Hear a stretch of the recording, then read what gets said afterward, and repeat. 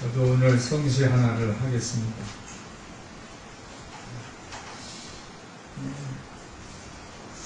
오늘 목사님이 고백인데 제가 성시 낭독으로 들려드리겠습니다.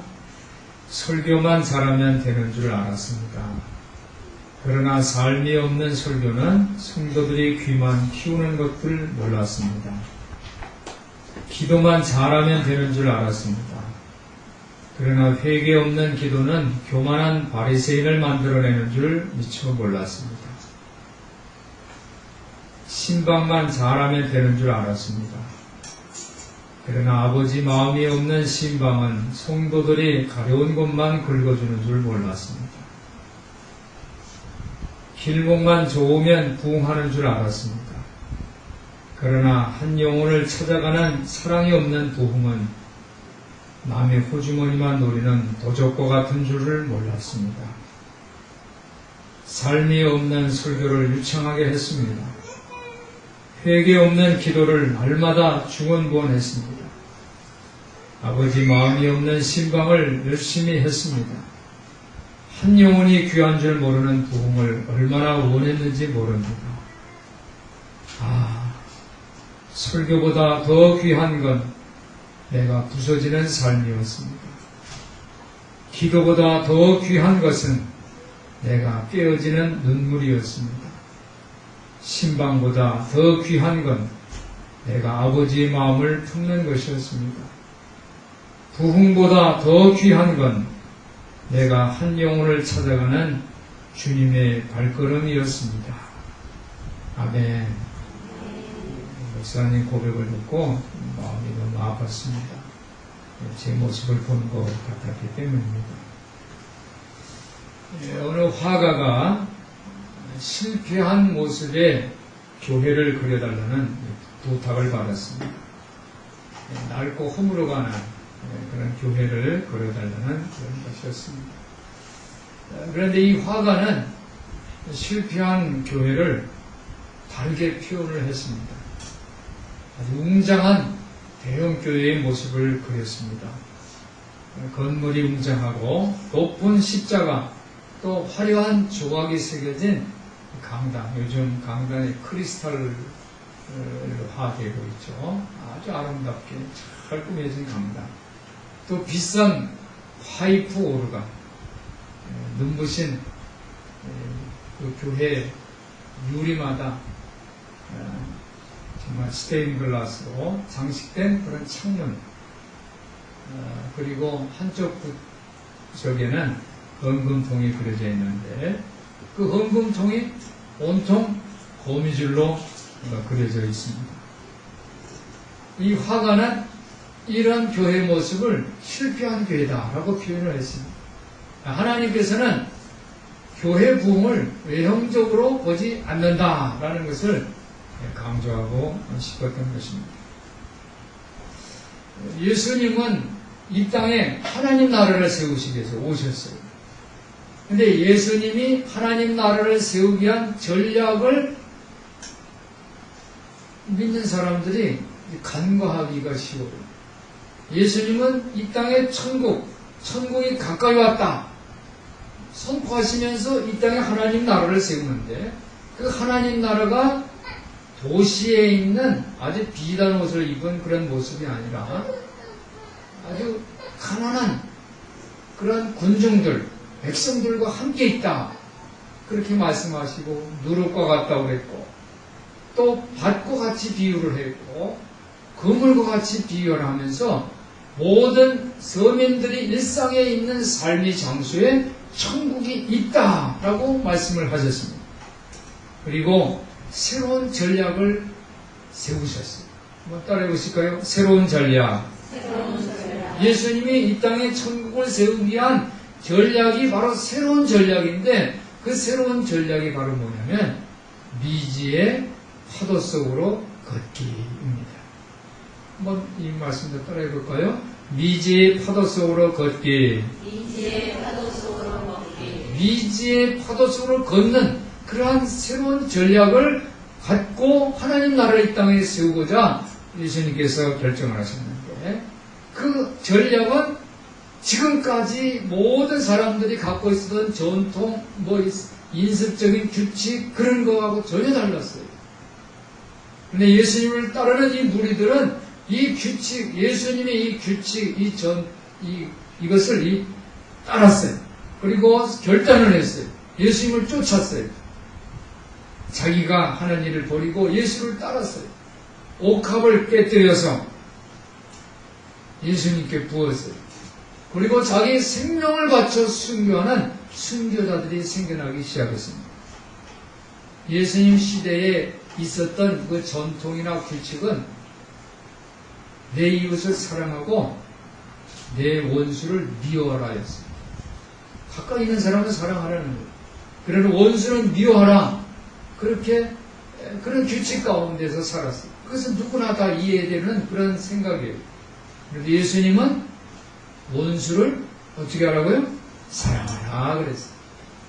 너를 박해하는 사람을 위해서 기도하라 그랬어요. 예수님이 전략이에요. 예수님이 이 땅에 하나님 나라를 세우게 한 전략은 그렇게 출발을 합니다. 원수를 사랑해. 너를 박해하는 사람을 위해서 너가 저주하고 막 그렇게 하지 말고 어떻게 그를 위해서 기도해 주라. 그렇게 말씀을 해주셨습니다. 그렇게 할 때 원수를 사랑하고 그리고 박해하는 자를 위해서 기도할 때 비로소 너는 하나님 나라의 아들이 될 것이다. 하나님 나라의 일꾼이 된다는 거예요. 하나님 나라를 세우는 그런 자격이 조건이 갖추어진다는 거예요. 우리 성도들이 원수를 사랑하고 여러분을 박해하는 자를 위해서 기도해 주시기를 예수님의 이름으로 부탁을 드립니다. 이건 쉬운 건 아니에요. 그래서 미지의 파도 속으로 걷는 거예요. 그 당시의 사람들은 강한 자들이 행복하다 그렇게 믿었어요. 그래서 강한 사람이 행복할 거 아니냐? 강해야지 누구한테 당하지 않고 다 이길 거 아니냐? 그래서 강한 사람이 행복하다 그렇게 믿었어요. 그런데 예수님은 온유한 사람이 행복하다 이렇게 말씀해 주셨어요. 한번 따라해 보실까요? 온유한 사람이 행복하다. 우리 성도들이 온유하시기를 예수님 이름으로 축원합니다. 여러분들이 강한 것을 추구하는 것보다 온유한 사람이 됐어요. 저는 우리 큰사랑교회 모든 성도들이 온유하다고 저는 생각을 해요. 믿습니까? 그냥 우리 성도 중에는 그냥 막 성질 부리고 성격 있고 그런 성도가 없는 것 같아요. 다 온유한 것 같아요. 할렐루야. 또 그 당시에 사람들은 부자들이 행복하다 그렇게 믿었어요. 부자가 되면 행복할 것 같죠? 부자들이 요즘 얼마나 그렇죠? 신경을 많이 쓰는데 이 돈을 감추느라고 신경을 많이 씁니다. 미국의 한인, 그죠? 미국의 영주권을 가지고 있는 한인들이 지금 미국에서는 10만 불 이상입니까? 그 이상 돈은 다 추적을 한대요. 만약에 그동안 이게 추적을 해가지고 이게 세금을 안 냈다 하면은 이게 그 세금 그 정도가 아니라 그냥 100배로 그냥 세금을 폭탄을 맞는 거예요. 그래서 어떤 사람은 그래요. 미국 영주권을 포기하겠다. 세금 맞는 거보다 차라리 한국으로 돌아가겠다. 그런 사람들까지 생겨납니다. 부자들이 다 행복한 건 아니에요. 예수님은 그거를 벌써 다 간파하시고 부자들보다 가난한 사람들이 행복하다. 그렇게 말씀해 주셨어요. 할렐루야. 여러분은 가난한 게 뭐가 행복해요? 그냥 아침 먹고 나서 점심 걱정하고 저녁 걱정하는 게 뭐가 행복해요? 배고파 왔어요? 이제 이렇게 얘기를 하는데 여기서 가난하다는 것은 그렇게 그냥 밥 끼니도 못 먹을 정도로 이렇게 가난하다는 뜻이 아니에요. 더 포괄적으로 해석해 주세요. 가난하다라는 것은 나눠 먹는 거예요. 나눌 줄 아는 사람. 그게 가난한 거예요. 옛날에 콩 한 쪽도 어떻게 하자고 그랬어요? 나눠 먹자. 콩 얼마나 작아요. 근데 그것도 나눠 먹으면 행복한 거예요. 내가 누구한테 사랑을 받는 것도 행복하지만 내가 누구를 사랑하면 더 행복한 거예요. 가난한 자들의 마음은 나눠주는 마음이 있어요. 그래서 예수님은 가난한 자들이 행복하다. 그렇게 말씀하신 줄 믿습니다. 그 당시에 사람들은 만족한 사람이 행복하다 그랬어요. 그런데 예수님은 새로운 전략을 세웠어요. 새로운 전략을 가르쳐줬는데 옳은 일에 줄이고 목마른 사람이 행복하다 그랬어요. 우리를 보면은 그걸 참지 못하는 거예요. 정의로운 사람이 행복하다는 거예요. 그리고 뭔가 나는 이제 됐어. 이만하면 됐지 하고 그 자리에서 수줍하는 것이 아니라 목마른 거예요. 사슴이 그렇죠? 그 시냇물을 갈급하듯이 목마른 그 모습이 행복하다는 거예요. 여러분들이 참 뭔가 바라죠. 그렇죠? 나 이게 됐으면 좋겠다. 학생들은 그렇죠? 공부 잘하고 또 졸업하면 좋은 일자리가 생기고 이런 것을 갈급할 때 그때가 행복한 것을 믿으시기를 바랍니다. 다 이루고 나서는 행복하지가 않아요. 뭔가 나는 아직도 부족하다. 나는 아직도 필요하다. 이런 갈급한 마음을 가지시는 우리 성도들 되시기를 예수님의 이름으로 축원합니다. 그 당시에는 전쟁을 도발하는 사람이 행복하다고 그랬어요. 그런데 예수님은 평화를 위해서 일하는 사람이 행복하다 말씀하셨어요. 우리 성도들이 평화를 세우는 여러분들이 어느 모임이나 어느 단체나 갈 때마다 여러분이 있는 그 장소에 평화를 세워가는 화평케 하는 사람들 되시기를 예수님의 이름으로 축원합니다. 당시의 그 종교 지도자들이면은 다른 사람에게 정말 리더자죠. 가르치는 그런 입장에 있는 사람인데 그런 사람들은 소외된 사람, 가난한 사람들하고 함께 먹고 마시는 것을 회피했어요.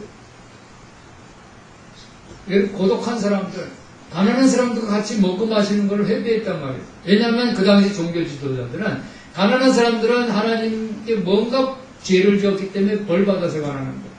소외된 사람은 그 틀림없이 하나님 앞에 저주를 받았으니까 고독하지. 그러니까 나는 그런 죄인들과 함께 같이 하지 않는 게 그게 자기들의 전통이었어요. 그런데 예수님은 세리와 죄인이 친구로 불리는 것을 부끄럽게 생각하지 않으셨어요. 그 당시에 종교인식은 안식일에 나단을 따면 그것은 금지됐어요. 그건 죄를 짓는 거예요. 근데 예수님의 제자들은 안식일에도 나달의 곡식을 꼬리꼼씩 따먹었어요. 왜냐하면 안식일의 주인공은 인간이기 때문에 인자가 안식일의 주인이기 때문에 괜찮다라고 예수님 말씀해 주셨어요. 사람의 생각으로 보세요. 여러분의 인간적인 생각으로 여러분 물고기 2마리하고 빵 5개하고 5,000명이 먹을 수 있어요, 없어요? 인간적으로 생각해 보세요. 성경에 있으니까 있죠 라고 하는 거 말고 그냥 인간적으로 한번 생각해 보세요. 물고기 2마리, 보리떡 5개, 5,000명, 실제로는 여자와 노인들, 아이들은 계산을 안 했다고 하잖아요. 근데 다 같이 먹었거든요. 그게 가능합니까? 인간적인 생각으로? 상상할 수 없는 일입니다. 그런데 예수님은 오병 이후로 5,000명이 넘는 굶주린 군중을 먹이셨어요. 할렐루야! 할렐루야! 사랑하는 성도 여러분. 예수님께서 이 새롭게 세우신 이 새로운 전략, 천국을 세우는 이 창조적인 전략은 바로 하나님 나라를 세우는 새로운 전략입니다. 보잘것없는 음식을 갖고도 많은 사람들이 배불리 먹고 남은 조각들을 거두어 모으니까 몇 강조리가 남았어요? 12강조리가 가득 찼어요. 예수님은 하나님이 권능에 다가서지 않고 세상적인 전통에 갇혀있는 사람들을 싫어하셨어요. 한번 따라해 보시기 바랍니다. 열정적인 예수. 그 마음이 항상 뜨거웠던 예수. 여러분들 지금 목사님이 지금 한번 여러분들 따라서 같이 좀 호응을 해주세요. 그 마음이 항상 뜨거웠던 예수. 저는 예수님을 그래서 좋아해요. 예수님이 항상 열정이 있었어요. 마음이 뜨거웠어요. 우리가 예수님은 그냥 전지전능하니까 내가 달라고 다 줄 수 있는 분이야. 이렇게 만나지 마시고요. 예수님은 열정이 있는 분이었어요. 마음이 항상 뜨거웠어요. 그래서 이 땅에 예수님을 따르는 사람들을 통해서 이 땅에 하나님 나라 천국을 세우기를 소원하셨어요. 오늘 우리 성도들이 예수님의 마음을 만나시기를 예수님의 이름으로 축원합니다. 그래서 예수님을 따르시는 성도들 되시기를 축원합니다. 예수님의 그 뜨거운 마음, 그 열정 때문에 이 당시에 그 관습에 얽매여 있던 종교 지도자들하고는 항상 대결이 있었어요. 항상 치열한 대결. 우리 성도들이 예수님의 뜨거운 마음을 소유해서 기존의 그 전통, 세상적인 전통을 깨트리고 하나님의 전통을 계승하는 성도들 되시기를 예수님의 이름으로 축원합니다. 오늘 말씀은 예수님께서 물 위를 걸으세요. 물 위를, 바다 위를, 파도 그 위를 걸으시는 그런 모습이 나와요.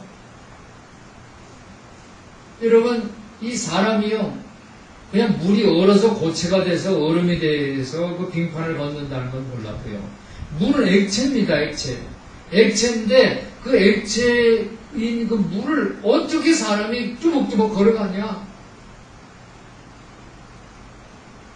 그렇죠? 그 내용에 대해서 사람이 관심을 갖기시죠.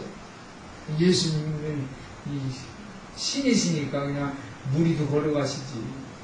이렇게 우리가 그냥 믿어 해서 믿으시죠. 강제적으로 믿는 거예요. 나는 믿어! 미리 결론을 세우고 하늘 할 수도 있어요. 그런데 그런 기적 같은 사건을 주목하기보다는 우리가 여기에서 우리가 해석할 것은 뭐냐면 이 물이라는 그 상징성을 우리가 살펴봐야 돼요.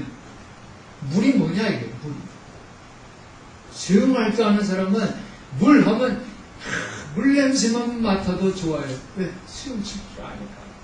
바다 하면 해군 출신들은요, 바다 하면 우와, 왜? 거기서 훈련 받을 거야. 여기는 내 구역이야, 내 영역이야. 근데 수영 치지 못한 사람은 물만 쳐다봐도 그냥 어지러워요. 그냥 같이 움직여. 넘어질 것 같아요. 이스라엘 사람들은 물을 어떻게 생각하냐면 혼돈이라고 생각했어요. 이 바다를 혼돈. 그래서 창조 창조의 역사가 일어나기 이전에 이 세상은 뭐냐면 혼돈 자체였어요. 혼돈, 그 수면 위로 성령님이 운행을 하셨어요. 할렐루야. 성령님이 막 그 혼돈 위로 운행을 하시면서 하나님께서 말씀하십니다. 창조하라, 창조되어라. 물이 나뉘고, 그렇죠? 땅과 물이 나눠져라. 이게 탁탁 나눠지고, 해와 달과 별이 생겨라. 이게 생기고. 혼돈을 깨트리는 그 작업이 바로 창조의 질서입니다. 그래서 창조를 이루려면 혼돈을 깨트려야 돼. 혼돈을 깨트려야 돼.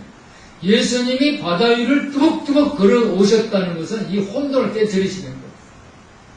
예수님께서 제자들에게 배를 타고 앞서 건너편으로 걸어가라 라고 말씀하신 거예요. 이 혼돈, 이 장애물을 깨트려서 가라는 거예요. 건너편으로 가라는 거예요. 이스라엘의 그 출애굽 역사를 보면요, 홍해가 착 갈라져요. 그죠? 홍해가, 바다가 어떻게 갈라져? 물이 벽처럼 막 세워집니다. 고체되면 호드름처럼 몰라도 액체가 막 벽처럼 세워져요. 그건 바로 뭐예요? 혼돈을 깨트리는 거예요. 하나님의 질서가 생기는 거예요. 새로운 역사가 일어났다는 거예요. 출애굽이라는 것은 430년 동안 노예 생활을 한 이 민족이 한 국가를 세우는 새로운 역사를 세운다는 거예요. 홍해 바다가 하나님의 역사함으로 갈라졌어요. 그래서 이스라엘에게는 이 홍해 바다가 해방의 도구가 된 거예요. 그러나 이스라엘 민족을 추격했던 애굽인들은 이 홍해 바다가 다시 합치면서 혼돈이 돼서, 그렇죠? 그래서 비극적인 파멸의 도구가 된 거예요. 그래서 우리가 예수님이 바다 위를, 물 위를 걸으셨다라는 것은 바로 신비한 그 자연현상, 그 속에 영적인 해석이 되는 거예요. 영적인 해석. 오늘 22절에 예수께서 즉시 제자들을 재촉합니다. 제자들을 막 건너가라고 재촉한다는 것은 바로 영적으로 해석을 하면은 어떻게 해요? 이 바다라는 이 혼돈을 떼쳐리고 건너가라는 거예요. 그리고 23절에 예수님은 무리를 보내신 후에 기도하러 따로 한적한 산으로 올라가십니다. 그리고 거기서 기도를 해요. 예수님이 평소 습관은 한적한 곳으로 가서 기도하는 습관이었어요. 예수님이 기도하셨어요. 모든 역사를 이루기 전에 기도하셨어요. 우리 성도들이 이 기도의 습관을 가지시기를 예수님의 이름으로 부탁을 드립니다. 예수님께서 산에서 기도를 하시는데 그 시간에 제자들은 어떻게 합니까? 그 혼돈, 바다라는 이 혼돈을, 이 장애물을 깨트리지를 못하고 있습니다. 풍랑이 오고 풍랑에 시달려가지고 바람이 거슬림으로 물결로 인해서 제자들은 고난을 당하고 있습니다. 그래서 제자들이 막 배 멀미도 나고 뱃멀미 나고 그래서 너무 몸이 지쳐가지고 그렇죠. 이 육체가 그냥 막 지치면 어떻게 할 수가 없잖아요. 그래서 거의 포기 상태가 됩니다. 밤 사경이라고 하는데 이 시가 새벽 동틀 무렵입니다. 그때 예수님께서 어떻게 합니까? 바다로 뚜벅뚜벅 걸어오셨다는 거예요. 할렐루야. 무리를 이 뚜벅뚜벅 걷는 사람은 지구상에는 한 사람도 없어요. 과학적으로 설명할 수도 없어요. 그래서 제자들이 예수님을 보면서도 유령인가 무서워했어요. 그리고 너무너무 놀라서 소리를 지릅니다. 으악 하고 소리를 질러요. 근데 예수님께서 안심하라, 두려워 말라, 나야, 나다. 우리 성도들이 힘들고 어려울 때 예수님 음성을 들으시기를 주님의 이름으로 축원합니다. 나야. 얼마나 반가운 목소리. 베드로가 예수님이라는 것을 확인을 하고서 28절에 주여 만일 주님이시면 나를 명하사 어떻게 해요? 물 위로 오라 하소서. 그랬어요. 물 위로 오라. 물 위로. 한번 따라해 보시죠. 물 위로. 이 물 위는 뭡니까? 이 방금 전까지만 해도 제자들이 이 풍랑 때문에 그 뱃멀미를 하고 몸이 이제 거의 죽기 일보 직전이었어요. 그렇죠? 자라보고 놀란 가슴이 뭘 보고 놀라요? 솥주공 보고 놀랍니다. 지금 이 풍랑 때문에 고생했는데 물을 쳐다보기도 싫을 텐데 이 베드로는 용기가 있습니다. 물 위로. 오라 하소서. 얼마나 멋있어요. 그렇죠? 예수님이 즉시 오라. 말이 떨어지면서 오라 하시니까 베드로가 배에서 내려요. 자, 대단하죠. 그죠? 그 물이 얼마나 무서워요.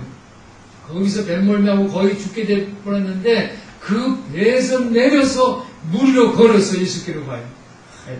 아침에도 제가 이 29절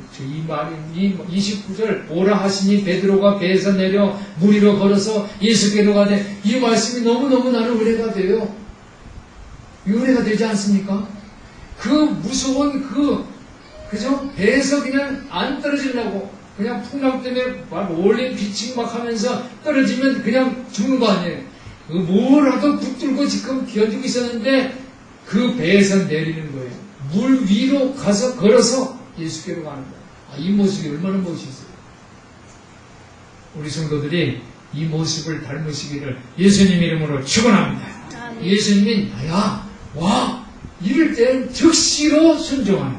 그래서 예수님이 그 경험을 하는 예수님이 그 열정 항상 그 뜨거운 마음을 같이 공유하는 여러분들 되시기를 주님의 이름으로 축원합니다. 근데 베드로가 바람을 봤어요. 바람을 보니까 너무너무 물은 자기가 들어갔는데 바람이 막 치니까 우와 무서워가지고 그렇죠? 빠져서 가는지라 소리 질러 가는데 주여 나를 구원하소서. 이 주여 나를 구원하소서라는 것은 화살기도라고 그냥 아무 앞뒤 얘기 없이 살려주세요. 헬프미 한 거예요. 화살기. 그 기도를 예수님이 들으셨죠. 응답하시고 즉시 손을 내밀어 붙잡고 믿음이 적은 자요. 왜 의심했느냐? 왜 의심했느냐? 용기도 필요하지만 믿음이 더 필요한 줄 믿습니다. 우리 성도들이 믿음을 가지시기를 예수님 이름으로 축원합니다. 우리 교회는 개척 초기부터 처음부터 얼마나 그 재정이 어렵겠어요. 처음에 재정이라고 말할 수도 없어요. 그때부터 저희는 어떻게 합니까? 푸른 바다로 용기 있게 뛰어들었어요. 지역을 섬기는 교회 이미지를 갖고 재정은 없지만 행복한 홈스쿨 운영했어요. 지금은 그래도 정부에서 보조라도 주지. 처음에 2년간, 한 2-3년간은 우리 교회 전체적으로 했어요. 돈도 없는데도 했어요. 운영했어요. 노인을 섬기는 사역을 위해서 노인들에게 식사를 제공하고 소풍도 가고 노인 프로그램을 운영하고 있습니다. 멀리 캄보디아 선교지를 정하고 현지를 우리 성도들이 가서 방문을 하고 또 현지 교사들을 초청하는 그런 대담한 사역도 했습니다. 이 모든 일은 교회 재정으로 감당할 수 없는 사역이지만 푸른 바다로 과감없이 그냥 과감하게 뛰어드는 그 베드로 같은 용기라고 저는 생각합니다. 이제 우리 교회는 믿음이 필요해요. 하나님께서 권능을 주실 줄 믿습니다. 미국의 어느 작은 교회 사례를 말씀을 드립니다. 그 교회도 숫자가 50명도 안 돼요. 자꾸 교회들이 줄어가는 거예요. 부흥이 안 되는 거예요. 그러니까 교회들이 자신감을 잃어요. 자꾸 이 교인 수는 늘어나지 않고 자꾸 줄어가고 그러니까 절망을 하고 있는데 이제 전체 우리 교인들 그냥 직원회의를 한번 하자 해가지고 전체 교인들이 함께 모여서 우리 교회 미래에 대해서 토론을 했어요. 근데 그때 92세가 된 교인이 자리에서 일어나서 발언합니다. 우리 교회는 선교 지향적인 교회가 되어야 됩니다. 지금 교회가 그냥 막 점점 줄어서 재정도 없고 막 힘들고 목사님 사례금도 들려주지 못하는 형편인데 이 92세 된 교인이 선교 지향적인 교회가 되어야 됩니다. 이렇게 얘기를 했어요. 그러니까 이 교인들이 처음에는 아니 교회 재정도 부족한데 선교라니 하고 주저를 했어요. 그런데 이 교인들은 이 제안을 받아들였어요. 왜? 예수님이라면 이렇게 질문을 했던 거예요. 예수님이라면 어떻게 하는 게 우리 교회가 어떻게 하는 게 좋아할까? 내가 인간적으로 그냥 세상적인 그런 규칙으로 생각하는 게 아니라 예수님이라면 좋아하실까? 아, 예수님이라면 좋아하잖아요. 땅끝까지 내 증인이 되라 말씀하셨잖아요. 그래서 교인들은 동남아시아 선교여행을 떠나기 시작했어요. 다 교회의 자립을 우선시하는 것보다는 선교적인 마인드로 전환을 했어요. 다음 해도 선교여행을 계속했어요. 그 다음에는 이집트와 중국까지도 선교를 했어요. 그래서 교인들의 70%가 몇 프로요? 교인의 70%, 57이 30은 35명 정도 되죠. 그렇죠? 70%가 해외 선교지에 개척교회를 세웠어요. 할렐루야. 한 사람이, 다 모아서 아니라 한 사람이 35명이 35교회를 세웠단 말이에요. 이런 선교지향적인 마인드가 일어나기 시작하니까 이 자체 그 본교회도 부흥이 되기 시작했어요. 이제는 주일학교 선생님 구하는 거, 찬양대 뭐 전봉사자 구하는 거, 누가 반주 그냥 넣어주나도 서로 남아더라고요. 뭡니까? 이 순서를 짜야 돼. 이 선교 경험으로 훈련된 거예요, 교인들이. 훈련돼가지고 복음의 일꾼으로 나설 체질을 하는 거예요. 교회가 뭐가 필요합니까? 우리 교회가 어떤 일을 하면 좋겠습니까?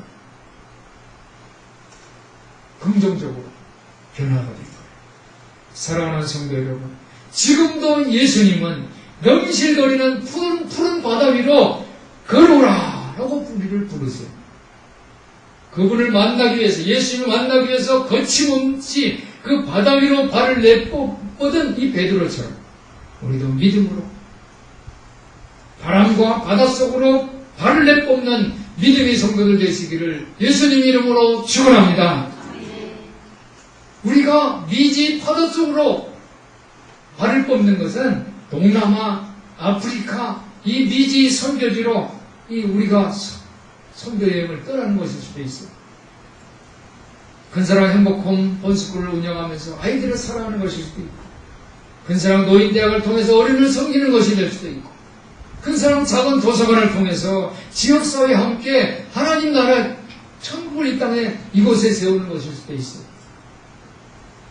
우리가 푸른 바다로 용기 있게 이동을 하면 예수님께서 푸른 바다 위에 우뚝 서 계신 것을 볼 수 있을 것입니다.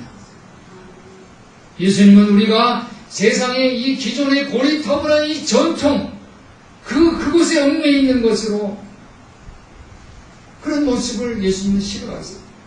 우리에게 하나님의 전통, 하나님의 전통으로 예수님의 전략을 순종함으로 이 땅에 하나님 나라를 세우는 것을 기뻐하시는 것을 믿으시기를 바랍니다.